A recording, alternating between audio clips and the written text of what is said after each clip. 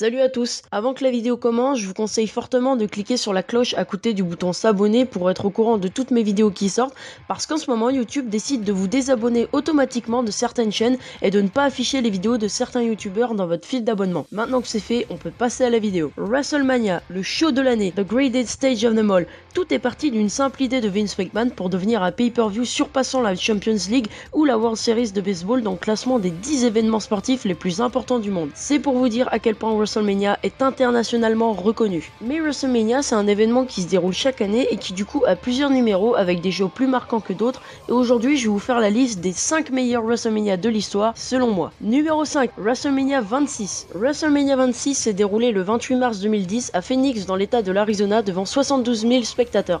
Déjà avant même de parler du pay-per-view, l'arène est à ciel ouvert, il fait beau, c'est juste magnifique. Bon, on est en 2010 et WWE baigne dans une très bonne période avec certainement le meilleur roster de son histoire. Ce show est juste blindé de star power, je vous fais la liste. On a John Cena, Undertaker, Batista, Shawn Michaels, Edge, Chris Jericho, Triple H, Randy Orton, Sheamus, Rey Mysterio, bref que des noms qui font vendre. Ce qui fait que ce WrestleMania fait partie de ce top 5 et que tous les matchs importants sont bons. Le match Money in the Bank à 10 participants est rempli de spots qui rythment le match avec tout le monde qui tente sa chance. Le Jericho Edge est selon moi l'un des matchs les plus sous-cotés de l'histoire du WrestleMania tant il est bon. Le Cena Batista est digne d'un match de WrestleMania avec une rivalité vraiment prenante.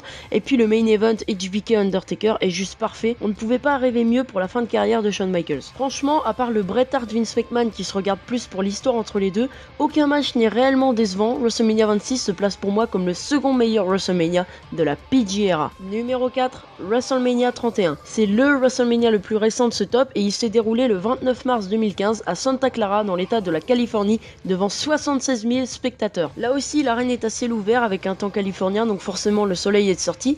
Et il faut savoir qu'à l'époque, ce show m'avait beaucoup hypé et il faut dire que la carte est assez alléchante avec des rivalités toutes bien construites. Le show commence avec un excellent ladder match pour les titres intercontinental remporté par Daniel Bryan. Ensuite, on a eu le droit au match Orton-Rollins avec probablement le OMG Moment de l'année 2015, un RKO totalement sorti de nulle part. Et suite à cela, on a eu le match de légende Sting-Triple H. Je dirais que ce match était vraiment à regarder pour l'histoire. Pendant 18 minutes, on pose son cerveau et on fait un retour à l'Attitude Era avec la bagarre DX NWO énorme. Après ça, on redescend d'un cran quand même avec le match entre AJ Lee, Page et les Bella Twins, mais ce match marque quand même l'avant-dernière apparition d'AJ Lee à la WWE. Le Cena Rusev était bon, ça fait plaisir de voir Cena relégué en mid-card. Le match Bray Wyatt Undertaker était pas forcément énorme, mais ça reste un dream match avec de belles entrées, de bonnes promos d'avant-match de Bray Wyatt et puis un OMG moment entre les deux lorsque Taker se relèvera comme à son habitude alors que Bray faisait l'araignée, un grand moment. Et puis le main event, je retiens pas grand chose du match, même s'il était bon, mais je pense qu'on retient tous la même chose, le meilleur Money in the Bank cash-in de l'histoire. La fin du match Reigns-Cesnar était la meilleure possible, ce show est définitivement selon moi le meilleur WrestleMania de la PG era. Numéro 3, WrestleMania 20. WrestleMania 20 s'est déroulé le 14 mars 2004 au célèbre Madison Square Garden de New York devant 20 000 spectateurs. De tous les WrestleMania de l'histoire de WWE, je pense que celui-ci a la meilleure carte. Regarde-moi ça. Goldberg vs Brock Lesnar, Undertaker vs Kane, Chris Benoit vs HBK vs Triple H, Eddie Guerrero vs Kurt Angle. On nous vend clairement du rêve, mais vous devez sans doute vous dire, si ce show a la meilleure carte, alors pourquoi il n'est pas en première position? Eh bien, il y a un hic. Parmi ces 4 matchs, 2 ont été excellents et 2 ont été de gros pétards mouillés. Et pour ce qui est du reste du show, comme le match Cena Big Show ou Evolution vs Mick Foley et The Rock, bah c'est moyen en plus quoi. En fait, c'est pas transcendant, mais c'est loin d'être mauvais. Pour en revenir aux 4 matchs principaux, on va procéder étape par étape. Le Lesnar Goldberg est archi mauvais. Sur 13 minutes de match, il y a au moins 10 minutes d'inaction et à ce moment-là, les deux allaient quitter la WWE, donc les fans n'ont pas manqué de les huer.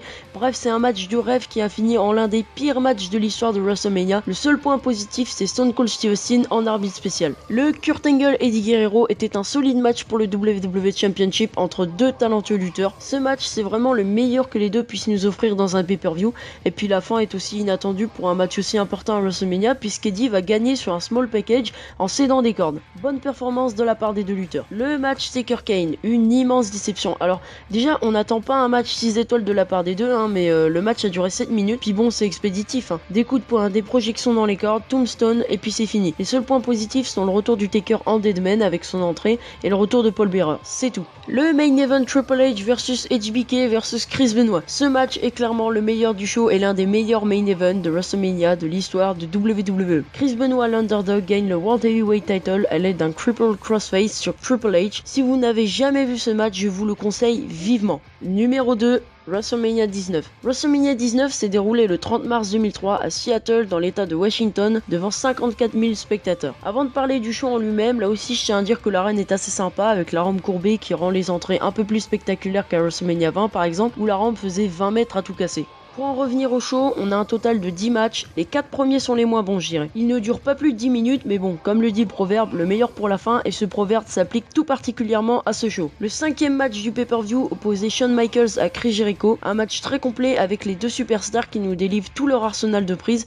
C'est le genre d'affrontement qui me fait dire que Jericho est une légende du catch. Le match se termine par une victoire de Michaels et un low blow de Jericho. Les 4 derniers matchs ont été les plus importants avec Triple H Booker T. J'ai pas grand chose à dire sur ce match, mis à part le fait que selon moi, Booker T aurait dû gagner le World Heavyweight Title en battant Triple H. Ensuite, on a eu un Street Fight match entre Hulk Hogan et Vince McMahon. Bon, ce match n'a clairement rien de catchesque, hein. Il y a du sang, des coups de poing, des coups de chaise, une table des commentateurs brisée, des low blows, mais ça fait toujours plaisir de ne pas voir que de la technicité dans le ring et de temps en temps regarder du catch à l'ancienne. A noter que dans ce match, on a eu une intervention du regretté Roddy Piper. L'avant-dernier match était un classique de WrestleMania, le 3e affrontement entre The Rock et Stone Cold Steve Austin.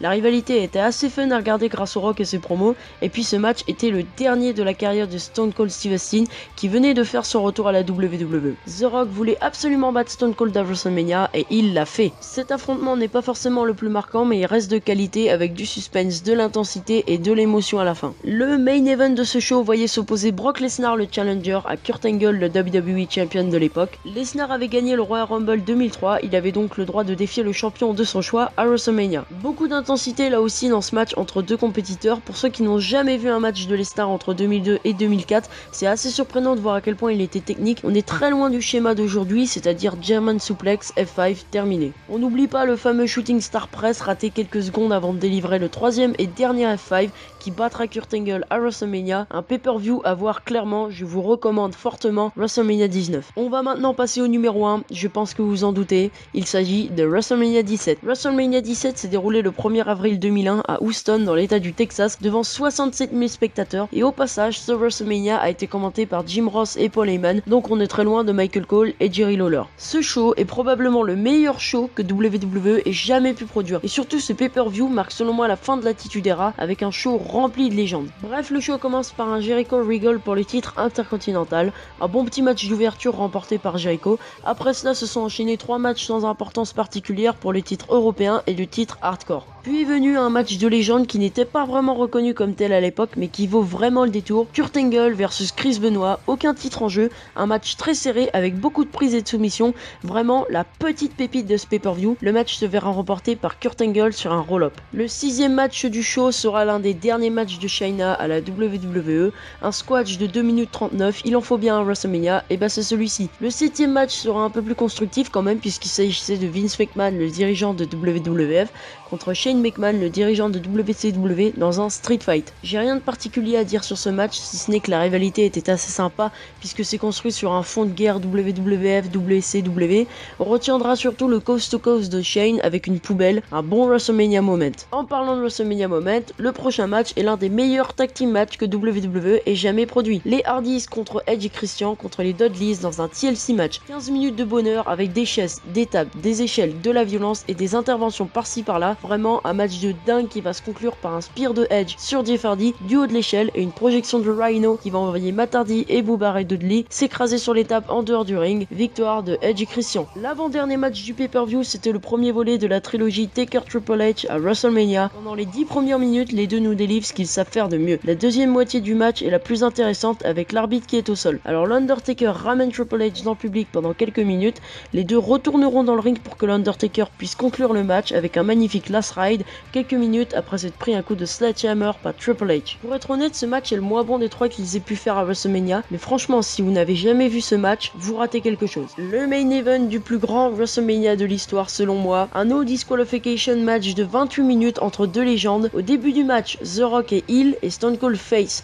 Retenez bien ça, c'est super important pour la suite. On a donc affaire à l'un des meilleurs main events de l'histoire de WrestleMania, certainement dans le top 3, c'est Rock Austin numéro 2 pour le WWF Championship détenu par The Rock. La promo du match est énorme, la rivalité est super bien construite, le match est dantesque et j'ai rien à dire de plus vraiment, on voit que les deux se donnent vraiment à 100%, il y a du sang, des coups de poing, des coups de pied, des prises, alors qu'on pourrait se dire qu'il n'y a rien d'extraordinaire à ça, mais quand c'est fait par Stone Cold Steve Austin et The Rock avec un public à fond derrière, bah ça change tout. Alors que le match dure depuis 21 minutes, retournement de situation, Vince McMahon se ramène en ringside pour voir le match de plus près, mais 2 minutes plus tard, Vince interrompt le tombé de The Rock sur Steve Austin après un People's Elbow. On sent qu'il va se passer quelque chose et effectivement, il s'est passé quelque chose. Vince a offert une chaise à Stone Cold pour que ce dernier puisse détruire The Rock avec. C'est ce qui a été fait. Stone Cold Steve Austin a remporté le main event de WrestleMania 17 à l'aide de celui qu'il détestait depuis 3 ans. Stone Cold est devenu heel, The Rock est devenu face, tout ça en l'espace de 30 minutes. C'était sur ce moment que l'attitude era s'acheva. Et voilà, c'est tout pour moi. Alors oui, je sais qu'on peut pas réellement comparer les WrestleMania entre eux parce que chacun sont différents, etc. Mais c'était un top 5 que je tenais énormément à faire. Si vous avez apprécié la vidéo, n'hésitez pas à balancer un maximum de pouces bleus pour plus de top 5. Et au passage, donnez-moi vos idées de top 5 à faire pour la prochaine fois. Et votre WrestleMania favori, je lis tous vos messages. Si vous appréciez mon contenu, n'hésitez pas à vous abonner, c'est gratuit. Et sur ce, moi je vous dis ciao ciao. A plus.